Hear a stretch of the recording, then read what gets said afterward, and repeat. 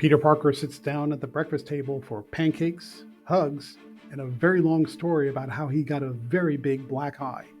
Team Spider Man has finally arrived. Thank God. We're going to talk about it right here in our review of Ultimate Spider Man number 6 from Marvel Comics. See you in 3.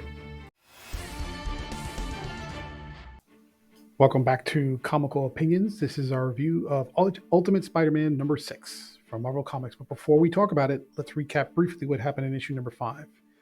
The entire issue was effectively an origin story for Earth 6160's Green Goblin, who we now know is Harry Osborn.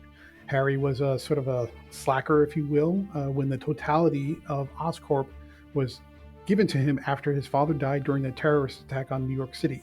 The terrorist attack that was, in the press at least, blamed on the Stark family. But we now know that's not the truth and not the case. Harry was forced to grow up really fast. He matured pretty quickly. He learned a lot about what his company did, and when Wilson Fisk approached him to buy up Stark Stain Industries company holdings, because Fisk in his board said, I don't even know what to do with this thing, he dug into more technology, and he unintentionally discovered the Iron Man armor left by Howard Stark. With Otto Octavius' help, Harry transformed the Iron Man armor into new tech, including Goblin armor, the glider, pumpkin bombs, all the gadgets, and now we know that Harry Osborn has become an armored vigilante on the hunt for the people responsible for his father's death. That brings us to Ultimate Spider-Man number 6, and the issue is bookended by a breakfast scene that shows what happens with Peter's consequences from the night before, the story of what happened the night before, and then ending with the consequences with his family after they hear the whole story. We begin with Peter Parker sitting down at breakfast with MJ and the kids, and they're shocked to see that his face is a mess. He's bruised, he's got a big blood eye, scratches, scrapes, the whole nine. It's not clear how he got the injuries, but May is now scared because she's the only one who knows he's Spider-Man, and she didn't realize her father's role as a superhero meant that he gets hurt, that he gets beat up. And she accidentally blurts something out that gets everybody very suspicious about why he's messed up when they were already suspicious. So now the suspicions are raised, and Peter says, okay, so I might as well tell you what's going on.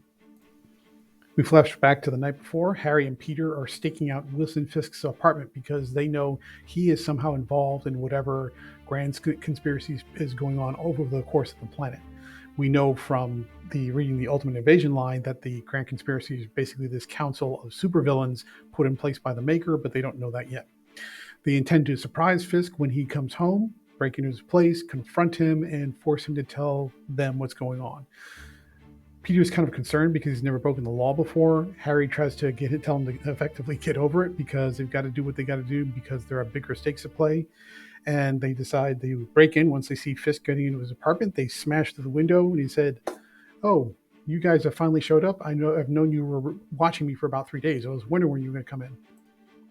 There's posturing and bickering back and forth between Fisk and Harry.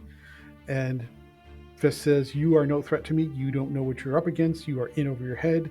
Why don't you just go turn around and go away? They said, no, wait, you're going to tell us what we need to do, or what information you have that's telling us what's going on and why the attack on New York City happened. Fisk says, okay, if you don't want to leave, you have it your way. So he activates a small remote that drops down a cage in the middle of his apartment that traps Fisk in the cage with Harry and Spider-Man, or Peter. He doesn't have his call name yet. They say, okay, well, we've got superpowers, we've got super armor, this shouldn't be a problem at all. But all of a sudden, Wilson Fisk leaps to the attack, and he starts banging on both of them. They definitely got their hands full, and they are not going to just take Fisk down easily or with barely breaking a sweat. Eventually, Harry throws a pumpkin bomb because things are getting out of control, and it rips Fisk's shirt off, and underneath it is exposed that he's been enhanced, both his skin and his strength. So he is no ordinary human, and they are in for quite a fight. Wilson Fisk begins pummeling on Harry, and he's strong enough to break the face mask for the Green Goblin armor. So Harry knows he's in trouble. Peter leaps in to lend a hand, turning Fisk's attention back on Peter. And so he starts to get pummeled, which is now, you know, why he has all these bruises and black eyes and scratches all over his face during the breakfast meal with his family. But before they're both killed, Harry signals his glider remotely, which is waiting outside. It blows a hole in the wall with a small missile, and the heroes jump on the glider and fly away. That brings us back to the breakfast table, and Peter has basically given his entire family the full scoop of what's going on, although May already knew he had superpowers. May is kind of relieved that she doesn't have to hold the secret in, which is good. Richard has a lot of questions, but he agrees to hold on to them until everybody has a chance to absorb what's happening, which shows a little bit of maturity in him, which we like. And then MJ pulls Peter into the bedroom to talk out of earshot of the kids, and Peter figures, "Oh boy, here we go. I'm going to get it." Surprisingly, MJ is a bit of scared, a little bit of impressed, and not as much angry as everybody, at least not as much as Peter thought he was going to be. And she understands that he's been going through something's up with him, and he's been going through changes. And now she says, "Oh, okay, now I get what's going on. Now this makes sense. And I always knew there was more greatness in you, and so I get it. I get it." So she's not the nagging, disapproving wife, which is great. She is the supportive, "I get it, and I'm in love with my husband, and I support him being greater than he is always meant to be," which is a good thing. Quickly sensing the need for a code name, however, because he's got to protect the family, it's MJ who comes up with the name Spider-Man. What do we like about Ultimate Spider-Man #6? This is the issue everyone who is a Spider-Man fan has been waiting for. Ever since One More Day, all the problems with Nick Spencer bringing the MJ and Peter back together, but not quite. And then Zeb Wells coming in and laying waste to everything because his run is terrible on ASM. This is the one where we were getting what was promised, which was the Parker family's back together, the kids are on board, everybody knows what's going on, and it's Team Spider-Man, Team Parker all the way. Why it took 5 issues to get to this point, I don't know, because if you look at all the stuff that happened between then and now, it's a lot of world building. Some of it was necessary. In retrospect, a lot of it was not. So I don't know why Hickman felt the need to waste everybody's time, but you know what? Now that we're here, it feels good. This issue really feels good. You get equal parts action, intrigue, heartfelt family moments. I mean, May is just ridiculously adorable in this issue, which is fantastic. And if Hickman can stay focused on more issues just like this, then the Ultimates, at least this version of it, will be something worth remembering. What didn't we like about Ultimate Spider-Man #6? Oh, my goodness, there is a mistake in here. You think it was a trivial mistake, but it throws the whole end of the issue off. And I don't know if it's a problem with Hickman's script or is a problem with Marco Cicchetto's art. The two didn't communicate with each other. I don't know. It doesn't make sense, but I'll explain it. When Peter comes down in the opening prologue, it's clearly breakfast time. You see the sun rising, the kids are eating, there's pancakes on the table, there's orange juice on the table. It is morning, breakfast time. Great. Everybody's shocked to see that his face is all bruised up, and now he says, "Well, this is what happened the night before." It is morning breakfast time. You go through the rest of the story where we see the combat between Harry and Peter and Wilson Fisk. All good. We get to the prologue when the family's supposed to basically separate and come apart and go their separate directions to kind of absorb what happened. Peter sends May to bed and Richard to bed. So that doesn't make any sense unless one of 3 things happen. Either Peter took about 14 hours to tell that story, which transitioned from breakfast into late dinner, or the Parkers have a very strange idea of what a dinner looks like because it includes orange juice and pancakes, or more likely, third, something got lost in translation between Cicchetto and Hickman, where he somehow thought that the beginning part of the story is breakfast, but the end part of the story is nighttime, when it's still daylight out and there's still breakfast food on the table. You can clearly see it. There's toast, pancakes, there's still a bottle of orange juice. So why is he sending May to bed? Why is he sending Richard to his room for the rest of the night? Oh my goodness, it's such a glaring, stupid, dumb, little petty mistake.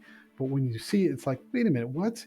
And it just throws you in. This would have been a perfect issue if some editor somewhere along the way had stopped and said, wait a minute, why are they going to bed when it's breakfast time? Ugh, dopey. But, that's Marvel for you. So speaking of art, we're coming into the home stretch. Cicchetto nails it. Tone, the vibe, the atmosphere. That last panel scene where Peter is swinging through the skyline of New York with MJ holding on for dear life, but she's got a smile on her face. This is everything you want. You don't have any of that nonsense stuff that's going on over at Amazing Spider-Man with the writer and the editor and the revolving door of artists just giving you really inconsistent tones, just all over the place. this feels right. This feels like home, which is exactly what we want. The action looks great. The adult versions, I should say, grown-up versions of Peter Parker and MJ look great. And this is the first time we've seen Peter fully in the red and blue outfit with the spider through an entire, or at least majority of an entire issue. And it looks great. So everything about this is fantastic. And yes, again, May, not just in the script, but also in the art, is adorable. All right, let's bring this home. Final thoughts. Ultimate Spider-Man number 6 is the issue Spider-Man fans have been waiting for. Checchetto delivers the goods with fantastic character acting and art. It all looks great. Hickman finally takes a break from interesting but largely unnecessary world building, which is a shame, to give readers an actual adventure story that mixes action, heart, intrigue. It's all the piece parts put together in just the right way. If it wasn't for that dopey error at the end where the timeline got mixed up between breakfast and dinner, this would be practically a perfect Spider-Man issue. But having said that, there's that mistake and a few small minor ones that aren't even worth bringing up, but they're there. So therefore, we're going to give Ultimate Spider-Man number 6 from Marvel Comics an 8.8 out of 10, which is one of the higher Marvel scores we've given in a very long time. So that's it. Are you now enjoying Ultimate Spider-Man? Were you already enjoying it, but you were just kind of ambivalent or felt it was lackluster as I was here? Let me know in your comments. And if you are a fan of what's going on here, give us a thumbs up. More importantly, we just got the announcement that Zeb Wells is off ASM after the arc this fall. And if you are happy about that, give me a thumbs up, because gosh darn tootin', I'm giving myself 2 thumbs up on that news. So thank you very much for joining. This is Gabe Hernandez. And if you want more reviews just like this one, stay tuned through the outro.